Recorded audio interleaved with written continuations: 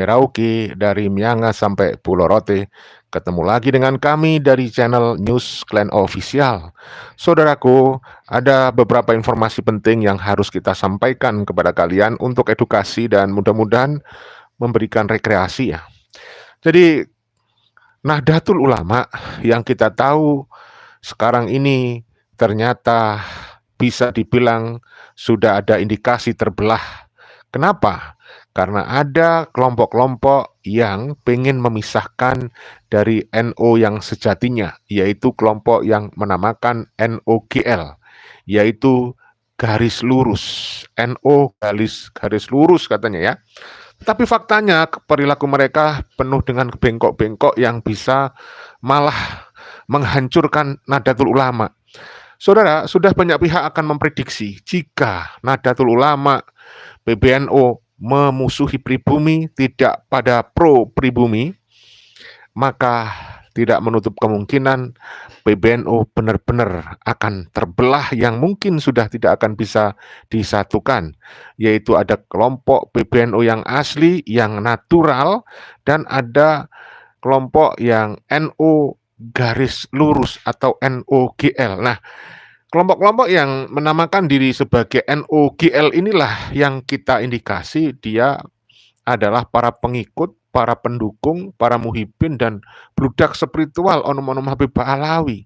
Nah, saudara, kalau fakta ini sebenarnya didalami, dan seandainya prediksi bahwa akan benar-benar PBNU tidak pro pribumi, maka bisa jadi PBNU ada di ujung tanduk. Dan kalau benar-benar, sekali lagi ya, kalau benar-benar PBNU ini hancur, tentu Gus Yahya sebagai ketuanya tentu akan di hatinya menangis begitu. Itu ya saudaraku. Nah, sebelum kita bahas tentang itu, kita sampaikan dulu seperti biasa, mudah-mudahan kalian semuanya sehat walafiat, dimudahkan semua urusan, ditambah dan diluaskan rezekinya oleh Allah Subhanahu wa taala. Dan dimudahkan semua urusannya yang baik ya tentunya. Mudah-mudahan kalian semuanya juga diberikan usia umur yang panjang. Dan saudara-saudara, kita selalu ingatkan untuk selamat di dunia dibutuhkan ilmu, untuk selamat di akhirat dibutuhkan ilmu, untuk selamat di dunia dan di akhirat dibutuhkan ilmu. Tidak dibutuhkan nasab Ba'alawi sedikit pun ya. Karena Ba'alawi ternyata nasabnya sudah tidak terkonfirmasi ya. Sudah berdasarkan kajian kitab nasab, kajian kitab sejarah, filologi, dan juga tes DNA, Ba'alawi bukan keturunan Rasulullah. Saudaraku, menurut Dr. Soleh, sebenarnya tidak perlu riset, tidak perlu tes DNA pun, Ba'alawi itu sudah meyakinkan untuk dipercaya sebagai bukan keturunan Rasulullah. Jadi, tanpa riset, tanpa tes DNA pun, Ba'alawi ini sudah terbukti bukan keturunan Rasulullah, yaitu dari beberapa perilaku mereka yang jauh dari keteladanan Rasulullah Shallallahu Alaihi Wasallam. Nah, saudaraku, kita jadikan salah satu video yang narasinya bagus sekali yang kita sampaikan untuk bahan diskusi kita ya. Mudah-mudahan kalian bisa menyimaknya ya. Ini tolong disimak dengan baik-baik, lalu tulis pendapat Anda, komentar Anda di kolom komentar ya. Ini menarik sekali. Judulnya adalah Gus Yahya. Gus Yahya menangis. Warga NU lebih memilih terbelah daripada hidup berkasta-kasta. Ya, jadi kita indikasi memang golongan Ba'alawi ini ingin mempertahankan sistem kasta karena dia merasa lebih mulia daripada warga pribumi. Bahkan tidak sedikit oknum Ba'alawi yang mengatakan bahwa satu oknum Habib Bahlul lebih mulia daripada yang lainnya. Nah, kita simak. Ini benar-benar menyentuh hati dan membuat kita prihatin. Dari Benteng Nusantara. NU dan bangsa Indonesia lebih baik terbelah daripada bersatu namun hidup berkasta-kasta, menempatkan kaum anak cucu Ubaidillah sebagai kasta paling mulia di antara bangsa Indonesia lainnya. Kasta-kasta besar itu begitu ono rohaya yo melok iki terbaik iki untuk Indonesia. Padha kabeh sing mamune raja, hamba, kawula, Gusti. Sing kawula wis dadi kula. Arep ndoro arep apa ya kula. ibu-ibu kalian melahirkan kalian dalam keadaan merdeka, maka jangan sampai kalian menjadi budak-budak dari selain kalian. Di hadapan Allah kita adalah sama. Bilal sing maune budak begitu melu nabi semuanya mimpin adzan lek ora melu nabi ya keset iki lho kok saiki arep melu nabi ono sing didadekno keset terus dene apa iki iki kualik-walik urip Jawa ora ngono. Buat apa kita bersatu kalau mereka orang-orang yang bukan pribumi Indonesia menganggap kita pribumi Indonesia adalah sebagai budak-budak mereka. Saudara, sebelum saya lanjutkan, saya perlu komentar mumpung ingat ya. Oknum-oknum Ba'alawi yang diduga pemalsu makam, pemalsu sejarah masih berkeliaran, bahkan dia berhasil mendekati para penguasa. Gaya mereka untuk mendekati penguasa itu sudah dia laksanakan sejak zaman kolonial Belanda, karena memang tujuan mereka adalah kemuliaan dunia.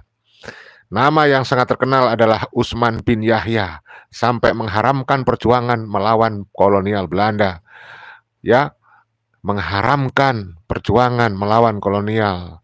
Inilah yang kita tahu, ternyata keturunan mereka, keturunan Utsman bin Yahya, keturunan antek-antek Belanda, ketika kita sudah merdeka, mereka tidak menghilangkan paham yang sudah diwariskan dari leluhurnya. Ternyata kebiasaan mereka memalsukan nasab, sejarah, dan makam terus berlangsung hingga saat ini. Di tahun 1994, dikala belum ada gerakan reformasi, itu kita tahu betul makam-makam Ba'alawi itu sepi.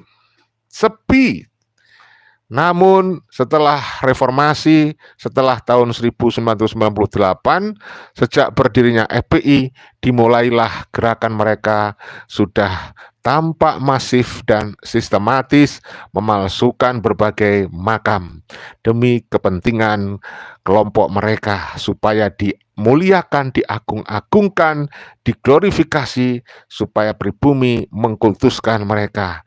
Nah, gaya-gaya mendekati penguasa dari oknum Ba'alawi itu tampaknya masih dia jalankan di era sekarang. Mereka karena adanya tesis Ki Haji Madudin Utsman, seperti yang sudah kita sampaikan di video sebelumnya, mereka bersatu sekarang. Mereka semakin solid untuk berbagi peran, berbagi posisi, berbagi strategi. Ada yang mendekati penguasa, ada yang mendekati kelompok oposisi, bahkan ada yang ingin mendirikan partai politik sebagai kendaraan mereka untuk berkuasa. Jadi intinya, nafsu, keinginan mereka untuk berkuasa itu jangan dinafikan dan jangan dianggap sepele, saudara-saudara, karena mereka sudah kelihatan sekali indikasinya, mulai dari pemalsuan sejarah, makam, dan kemudian sekarang ada indikasi untuk mendirikan partai politik. Wallahu a'lam bishawab. Kita lanjutkan narasi dari Benteng Nusantara berikut ini, saudaraku. Indonesia adalah sebagai budak-budak mereka. Jangan sampai kita jadi budak, jadi jongos, bermental inlander. Jangan sampai kita dibodoh-bodohin. Bangsa Nusantara harus bangkit, kita harus independen dan merdeka. Di dalam polemik nasab kaum Habib yang sudah berjalan selama setahun lebih ini, seringkali kita mendengar para pembela Ba'alawi melabeli kita sebagai pihak yang tidak percaya bahwa kaum Habib adalah keturunan Rasulullah, dengan berbagai macam label yang bersifat menyudutkan, bahkan cenderung memframing kita sebagai kelompok yang sedang berusaha menghancurkan Islam dengan cara memecah belah para penganutnya.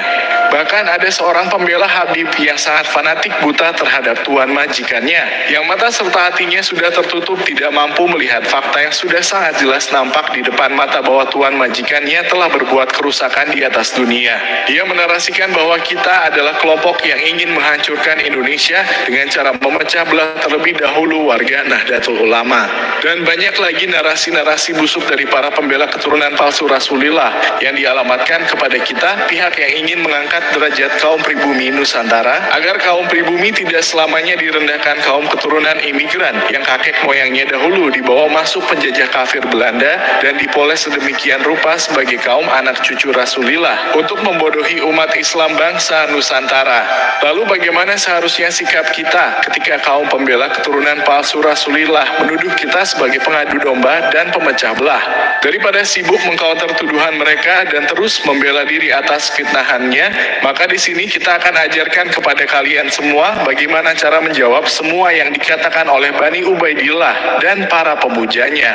Sebagai anak bangsa yang cinta terhadap Negara Kesatuan Republik Indonesia, tentu saja kita tidak menginginkan adanya perpecahan antar anak bangsa, dan tentu saja kita juga ingin hidup rukun selama-lamanya, hidup damai berdampingan tanpa memandang suku dan ras apapun juga.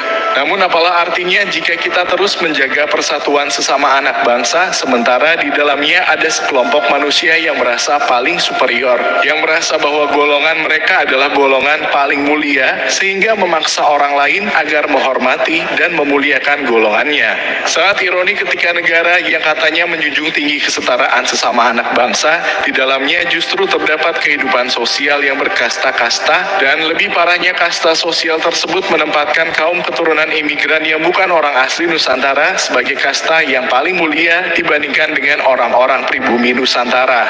Baru dipandang dalam segi kehidupan berbangsa saja sudah terlihat sedemikian bejatnya, apalagi jika dipandang dalam kehidupan beragama, yang mana agama tersebut adalah agama yang membawa rahmat bagi kehidupan alam semesta. Karena itulah jika NU yang merupakan simbol umat Islam di Indonesia, ternyata sebagian ulamanya justru membela golongan mereka yang telah merusak agama Islam dengan membuat kasta sosial di dalamnya, maka seperti yang kita katakan di awal, bahwa NU dan bangsa Indonesia lebih baik terbelah daripada bersatu namun hidup dengan kelas sosial yang berkasta-kasta. Warga NU lebih baik terbelah antara kelompok satu dengan kelompok lainnya. Silakan memilih untuk berada di kelompok yang menyembah kaum keturunan Ubaidillah, atau memilih berada di kelompok ulama yang telah tercerahkan akal fikirannya bahwa agama Islam adalah agama yang tidak ada kasta di dalamnya, karena derajat semua manusia adalah sama di hadapan Allah Ta'ala. Pemikiran Ki Imaduddin ini itu masih satu rangkaian dengan pidatonya Gus Yahya waktu satu abad NU. Penanda dari peralihan abad itu, abad pencerahan itu yang terjadi di Perancis itu adalah dalam tanda kutip pemberontakan pemikiran terhadap status quo yang dibangun oleh Raja Louis di Perancis. Ya, mirip-mirip dengan Kiai Imad ini sebenarnya ingin melakukan pemberontakan pemikiran terhadap aristokrasi yang dibangun atas nama kesucian nasab oleh kalangan-kalangan yang bisa disebut pendatang di bumi pertiwi ini. Nah, kalau kemudian terjadi gesekan seperti yang dikhawatirkan oleh Kang Haji, itu hal yang tidak bisa dihindarkan, satu. Tetapi kan kita yakin bahwa kita ini tidak berdebat di ruang kosong, kita ini tidak berdiskusi di rimba raya. Artinya bahwa kita meyakini bahwa bahkan kita ngomong di sini pun saya yakin itu dipantau oleh para stakeholder ya. Jadi kekhawatiran yang arahnya ada untuk menghentikan kritisisme semacam ini menurut saya tidak produktif dan tidak pas untuk zaman sekarang ini. Kemudian selanjutnya adalah ketika Auguste Claron itu berhasil meruntuhkan Raja Louis di Prancis, kemudian zaman pencerahan, kemudian berlanjut di India ketika imperialisme Inggris menjajah India, ada dua pembaharu di situ, bahkan di dalam sejarah pemikiran dan peradaban Islam itu disebut dengan Mujaddid Al-Hasani, kan, pembaharu milenium kedua, namanya adalah Ahmad Sirhindi dan Sayyid Ahmad Khan. Ini duriah ini, Sayyid Ahmad Khan ini. Jadi dari dulu memang pembaharu itu, mujaddid itu tidak terlepas dari orang-orang yang punya pemikiran luhur, punya karakter luhur, dan punya pribadi mulia. Dan sebaliknya, yang menghalangi pembaharuan, yang menghalangi kritisisme, yang menghalangi abad baru, keemasan baru itu adalah mereka-mereka yang kehilangan ketakutan akan kehilangan status quo, kehilangan kenikmatan-penikmatan yang berawal dari hegemoni terhadap status dirinya.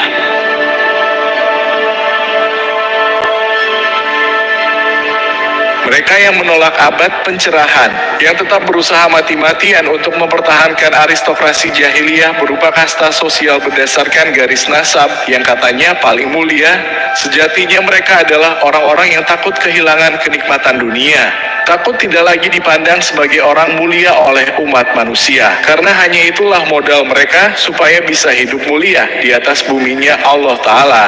Tuduhan-tuduhan mereka termasuk melabeli kita sebagai pemecah belah bangsa dan agama adalah bentuk ketidakmampuan mereka menjawab segala fakta yang sudah nampak di depan mata, dengan harapan agar umat Islam bangsa Indonesia tetap percaya kepada golongan mereka supaya kenikmatan yang selama ini mereka dapatkan di atas dunia tidak hilang begitu saja diakibatkan umat Islam tersadar akan segala kebusukannya.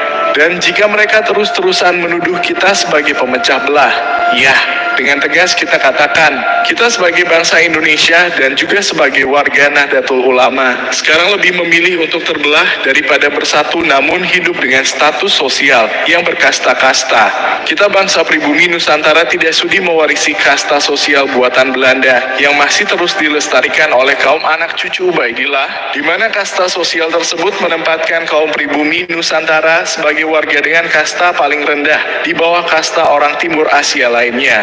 Keterbelahannya adapun kita yakin adalah jalan terbaik untuk menuju abad pencerahan selanjutnya, sebab kelompok yang sekarang masih rela menjadi budak kaum keturunan Ubaidillah. Seiring berjalannya waktu, mereka akan segera tersadar dengan sendirinya, sebab hati nurani mereka sebagai seorang manusia tetap bisa melihat mana yang benar dan mana yang salah menurut akal sehatnya. Hati nurani mereka seiring berjalannya waktu akan segera sadar jika fakta-fakta yang mereka lihat di depan mata semua menunjukkan tentang kebusukan kaum anak cucu Ubaidillah yang selama ini mereka anggap sebagai manusia suci yang tidak mungkin berbuat dosa. Karena itulah terus bongkar segala kebejatan yang pernah dilakukan oleh golongan mereka kepada kita dan juga kepada para ulama pribumi Nusantara, agar hati nurani saudara kita yang masih menjadi budak Bani Ubaidillah segera bangun dan memberontak kepada akal sehatnya yang telah tertidur sekian lama, segera menyadari bahwa Tuhan majikan mereka sejatinya adalah manusia-manusia bejat yang tega menjual agama dan Rasulullah untuk kenikmatan duniawi semata. Ya, demikian saudara. Jelas ya? Jelas sekali. Jadi ternyata kebiasaan mereka sejak zaman kolonial diteruskan sampai zaman sekarang. Tentu ini bukan sebuah hal yang mudah untuk kita lawan karena hegemoni mereka itu nyata. Dia sudah bertebaran di berbagai organisasi sosial keagamaan, bahkan sudah ada yang menjadi pejabat negara, yang bahkan pejabat di PBNU pun sudah diduga dikuasai oleh mereka. Sejumlah pejabat itu juga sudah menjadi muhibin, menjadi budak spiritual. Nah, saudaraku, untuk selanjutnya, ini sudah saya sampaikan juga di channel Tanda Kejadian, yaitu ceramah terbaru dari Kiai Haji Madidin Usman Al-Bantani ya. Di beberapa waktu yang lalu, Kiai Haji Madidin Usman Al-Bantani di kediaman beliau, di pondok pesantren beliau, itu kedatangan tamu sejumlah ulama, kiai, Ustadz Gus dari Malang, Jawa Timur, yaitu Abuya Mama Gufron, ada Gus Ubad Aminullah, ada Gus Ali dari Madura. Kemudian beliau menyampaikan sambutan, menyampaikan edukasi yang juga layak untuk kita perdengarkan bersama-sama ya. Berikut ini ya saudaraku, mari kita simak penjelasan dari seorang musyadid, seorang pencerah ya, yaitu Kiai Haji Madidin Usman. Alhamdulillah, Indonesia bukan hanya saudara sebagai sebuah bangsa yang berada di dalam Negara Kesatuan Republik Indonesia, tapi Indonesia juga adalah saudara nasaban secara nasab. Jadi kalau umpamanya di tes DNA seluruh bangsa Indonesia, maka seluruh bangsa Indonesia ini tes DNA-nya saling bersaudara.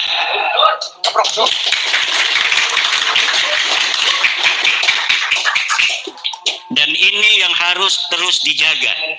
Negara Kesatuan Republik Indonesia ini adalah amanah dari para leluhur-leluhur kita, para the founding father Negara Kesatuan Republik Indonesia, guru kita para alim dan para ulama, yang telah bersepakat dalam berbagai macam perbedaan dari suku bangsa, perbedaan bahasa, tetapi Indonesia adalah bersaudara dalam bingkai negara Kesatuan Republik Indonesia, Pancasila, Undang-Undang Dasar 45 dan Merah Putih. Dan ini yang harus terus menjadi pusat perhatian setiap pemikiran anak bangsa, geretak hati anak bangsa Indonesia, untuk tidak boleh orang dari luar bangsa Indonesia kemudian ikut campur di dalam kebangsaan kita, kemudian mempengaruhi untuk bangsa Indonesia ini bercerai-berai. Kita harus lawan setiap upaya-upaya, baik dari dalam maupun dari luar, baik dari luar maupun dari dalam. Siapa orang yang sudah kita anggap menjadi bagian dari bangsa Indonesia, walaupun dengan perbedaan suku karena mereka pendatang dulunya, kalau mereka berbuat baik, mereka mau bersama kita membangun negeri kita ini, negeri warisan leluhur kita, negeri warisan daripada orang-orang tua kita, kita welcome. Tapi apabila ada di dalam hati mereka sebuah niat yang tidak baik dengan keminoritasan mereka sebagai pendatang, kemudian mereka merasa lebih baik dari kita dan merasa lebih berhak atas tanah dan air dari leluhur kita yang diwariskan hari ini kepada kita, maka kita bangsa Indonesia siap untuk melawan mereka.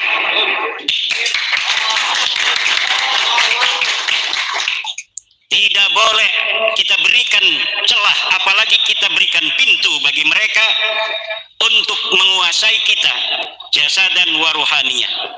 Kita bangsa besar, turunan para raja-raja, harus memiliki jiwa yang besar. Kalaulah sebuah ajaran tata krama, ajaran kesopanan, sementara ajaran itu akan membawa kita menjadi inferior, bangsa yang merasa rendah diri sejajar dengan bangsa-bangsa lainnya, maka saya mengharapkan sopan santun itu dihilangkan. Apabila sopan santun anggah ungguh, tetapi kemudian sopan santun dan anggah ungguh itu menjadi celah, apalagi pintu bagi bangsa lain untuk menguasai bangsa kita, saudara-saudara kita, maka sopan santun anggah ungguh seperti itu untuk mereka dihilangkan, bahkan dihapuskan.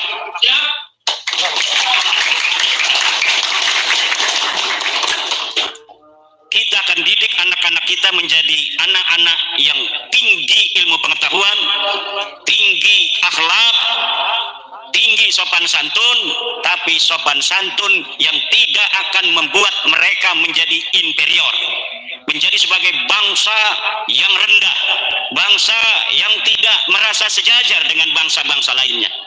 Kita bangsa besar, bangsa yang telah teruji di masa lalu, bangsa yang tukang perang, bangsa yang siap membela tanah air, walaupun dengan ribuan nyawa melayang dari putra-putri Indonesia zaman dahulu kala. Perang Surabaya telah membuktikan betapa putra-putri Indonesia rela untuk menghilangkan kehilangan nyawa mereka demi kemerdekaan mereka dan demi anak cucu mereka di masa yang akan datang. Itu setelah kemerdekaan. Sebelumnya, di zaman-zaman kerajaan, bagaimana Majapahit berperang melawan Mongolia. Mongolia yang dapat mengalahkan Khazar, Mongolia yang dapat mengalahkan Baghdad, Mongolia yang dapat mengalahkan Eropa, tetapi ketika berhadapan dengan Jawa, dengan Majapahit, Mongolia lari terkucar kacir pulang ke negeri mereka masing-masing.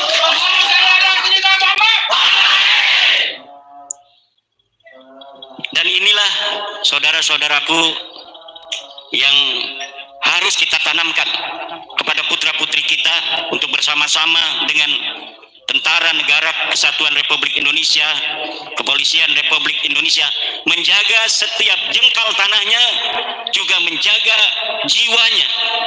Karena cita-cita kemerdekaan Negara Kesatuan Republik Indonesia bukan hanya bangunlah badannya, tapi juga bangunlah jiwanya. Bangunlah jiwanya, bangunlah badannya,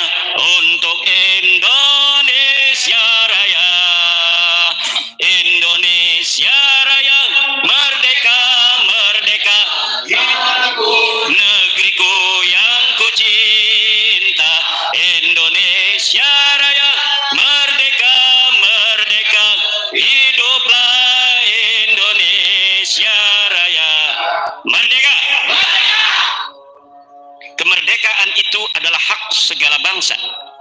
Dan oleh sebab itu, maka penjajahan di atas dunia harus dihapuskan karena tidak sesuai dengan pri kemanusiaan dan pri keadilan. Penjajahan itu, dulur-dulur sekalian, bukan hanya negara lain invasi ke negara kita, tetapi adalah penjajahan mental ketika sebuah ajaran menjadi sebuah penghalang besar bagi kemanusiaan kita untuk merdeka dalam berpikir, merdeka di dalam mendekatkan diri kepada Allah, merdeka di dalam berkarya, merdeka dalam berbicara, merdeka dalam segala hal. Kemerdekaan adalah hak sepan. Leluhur kita telah mencoret dengan tinta emas sejarahnya masa lalu. Ribuan nyawa dari mereka melayang demi kita hari ini. Mencoret indah tinta emas kesejarahannya di masa lalu, kemudian dia mati sebagai pejuang yang hari ini makamnya kemudian berubah bukan sebagai nama leluhur kita, tapi seakan-akan dia bukan orang Sunda, dia bukan orang Jawa, dia bukan orang Aceh, dia bukan orang Maluku, dia bukan orang Papua asli, dia bukan orang NTT asli, dia bukan orang Bali asli, dia bukan orang Madura asli. Seakan-akan yang dulu berjuang demi kita hari ini adalah Bin Yahya, adalah Asegaf, dan itu sudah ada makam-makam yang dirubah namanya menjadi nama-nama semacam itu, dan kita tidak boleh biarkan, siapapun tidak boleh biarkan. Ini santri jangan diam aja. Santri narkib ngaji kitab tapi ada di kampungnya buyutnya menjadi Bin Yahya, diam aja. Ngedekukul. Senang malah. Ngopi dulu. Tidak boleh lagi. Dan ini alhamdulillah di keluarga besar kita, Abah di Jogja, itu di keluarga-keluarga keraton Jogja beberapa makam-makam palsu. Ini makam tengahnya kosong, dibikin makam. Ini sekarang sudah dihilangkan. 26 makam sudah diluruskan kembali bahwa di situ memang tidak ada makam.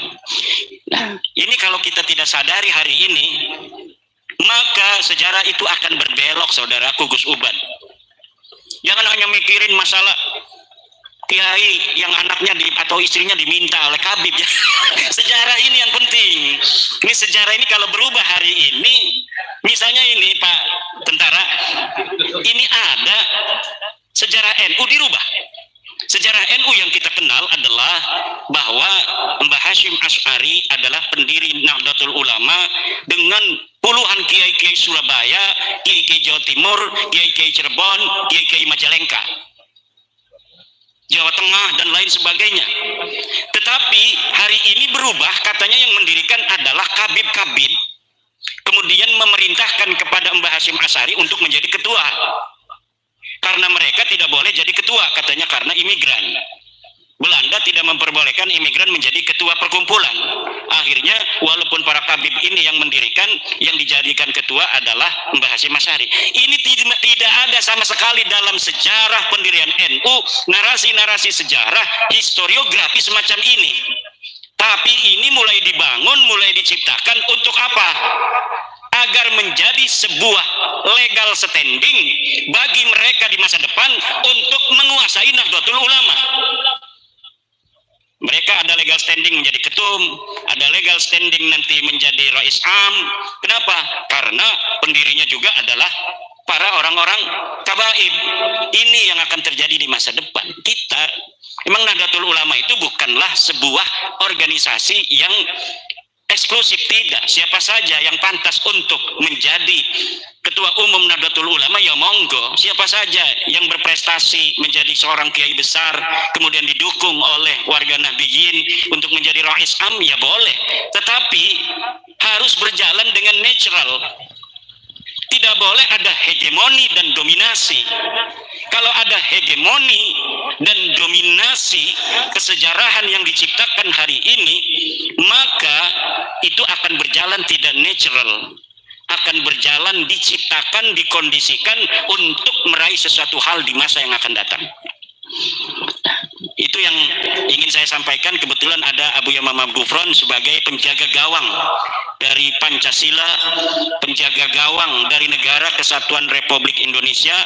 Ini kami yang muda-muda yang menjadi striker, ada yang menjadi back, biar Abuya Mama Gufron menjadi penjaga gawang.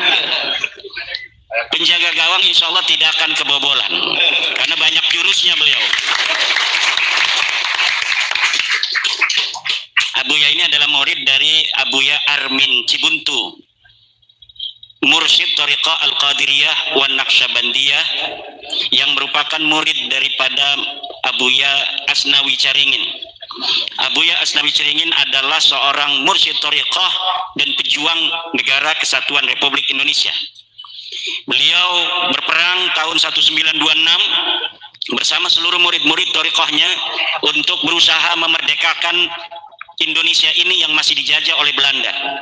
Walaupun perjuangan beliau ini belumlah tercapai, tetapi adanya perang Caringin 1926 itu telah menjadi catatan Belanda untuk bersikap lebih baik kepada bangsa Indonesia, dan menjadi catatan bahwa apabila seluruh negara Kesatuan Republik Indonesia kemudian mempunyai kesadaran yang sama, maka saya kira tahun itu, tahun 1926 atau beberapa tahun setelahnya, Indonesia sudah merdeka. Tetapi ternyata Indonesia baru ditakdirkan Allah untuk merdeka 1945. Tentu di situ ada hikmah dari Allah Subhanahu wa taala kenapa harus tahun itu. Ya. Abuya Syekh Asnawi Caringin juga memiliki murid Syekh Abdul Muttalib Empang. Nah, saya mengambil thariqahnya dari jalur ini. Abuya Mama Gufron dari jalur Abuya Armin Cibuntu, saya mengambil dari Abuya Abdul Muttalib. Cuma beliau ini sater. Jadi thariqah yang sater, mempunyai murid hanya beberapa orang. Kemudian kalau Mama Armin Cibuntu waliullah masyhur. Wali Allah yang masyhur. Jadi memang beliau dikenal seorang wali, beliau banyak tamu, banyak murid, dan lain sebagainya. Ada wali-wali Allah itu yang oleh Allah diizharkan, diibroskan. Ada wali Allah yang diikhfakan. Ya, saudaraku, demikian yang bisa kita sampaikan. Mohon maaf karena keterbatasan waktu, saya belum bisa membaca komentar-komentar Anda ya. Mudah-mudahan setelah ini kita live lagi di channel Tanda Kejadian. Selamat melaksanakan ibadah sholat maghrib. Semoga diterima dan diridhoi Allah. Sesungguhnya sholat mencegah perbuatan keji dan mungkar. Kita jaga persatuan, kita saling mencintai, teruskan perjuangan kesetaraan. Salam Pancasila Jaya, salam NKRI harga mati, salam Bhinneka Tunggal Ika. Wassalamualaikum warahmatullahi wabarakatuh. Merdeka!